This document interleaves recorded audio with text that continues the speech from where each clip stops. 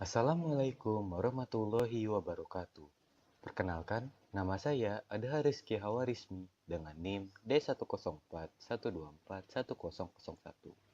Di sini, saya akan menjelaskan mengenai hasil analisis saya mengenai pengelolaan RUU di pemerintahan berbasis website.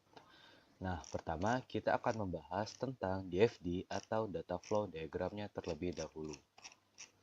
Di sini terdapat tiga aktor utama, yaitu teknisi, pemerintah, serta masyarakat. Teknisi dapat mengatur konfigurasi akun dari akun teknisi itu sendiri, masyarakat, serta pemerintah. Pemerintah dapat mengatur data keterlibatan pemerintah serta melakukan pendataan RUU.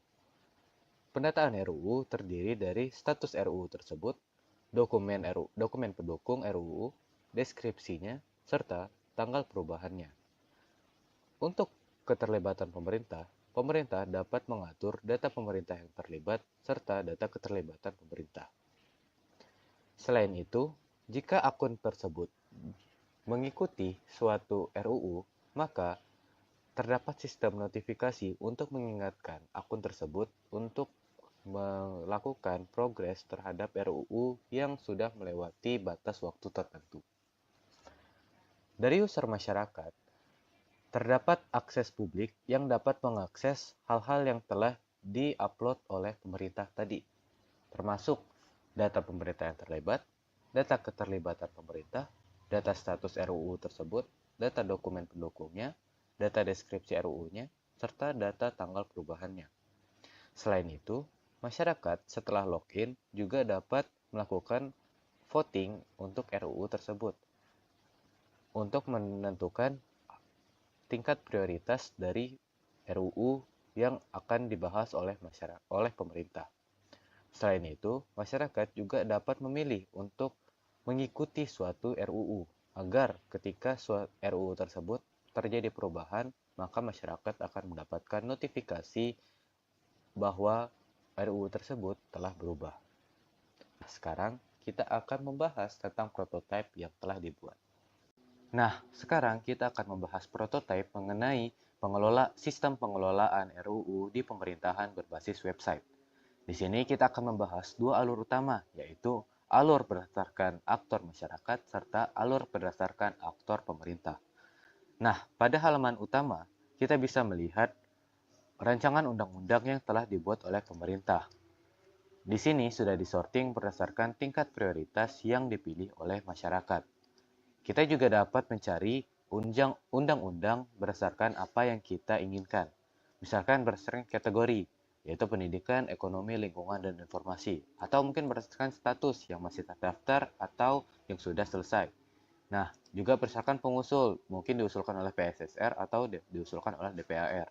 Selain itu, jika kita menekan judul RUU-nya, maka kita beralih ke halaman tentang detail dari RUU tersebut. Di sini ada rating, kategorinya, diusulkan oleh siapa, tanggal pengusulan pertamanya tanggal berapa, serta terakhir diupdate-nya tanggal berapa. Nah, lalu ada proses legislasinya. Sudah sejauh mana RUU ini dibahas? Oh, ternyata hingga pembahasan.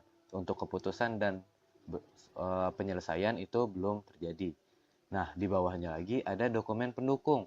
Dokumen pendukung ini bisa kita download mengenai dokumen-dokumen apa saja yang dibahas saat sidang tersebut.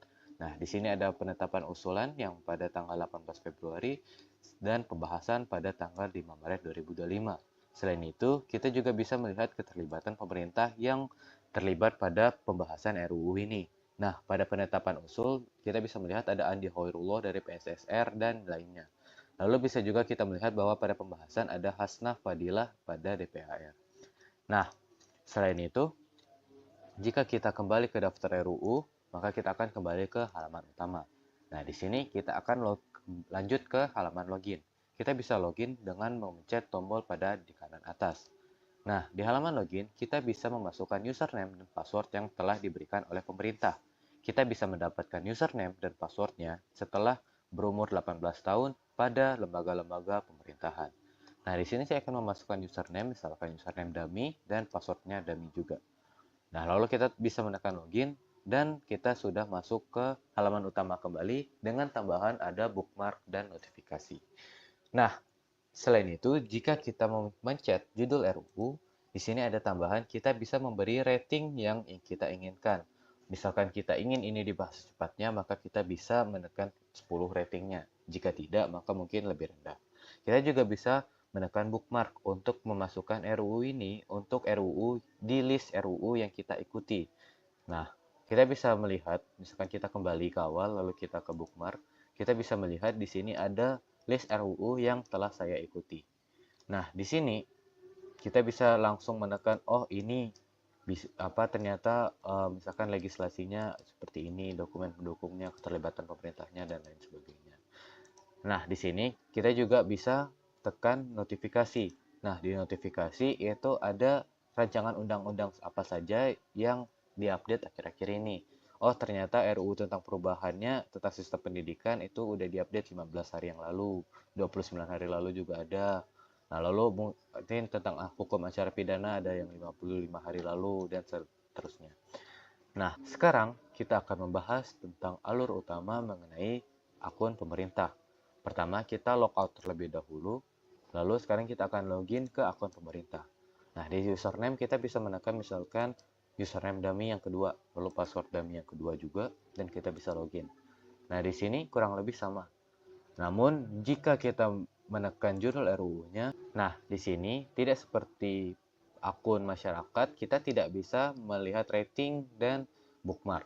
Tetapi di sini kita bisa mengatur legislasi dan keterlibatan pemerintah serta dokumen pendukung jika ada yang ingin ditambahkan. Nah, misalkan di keterlibatan pemerintah juga kita bisa mengatur, oh misalkan Andi Hoirullah bisa kita hapus nanti, atau kita mau nambah nama lain seperti itu. Nah, untuk bookmarknya itu juga, untuk bookmark ini otomatis jika nama kita ada di RUU tersebut, maka kita akan RUU tersebut akan ada di bookmark kita. Seperti itu. Begitulah hasil presentasi saya.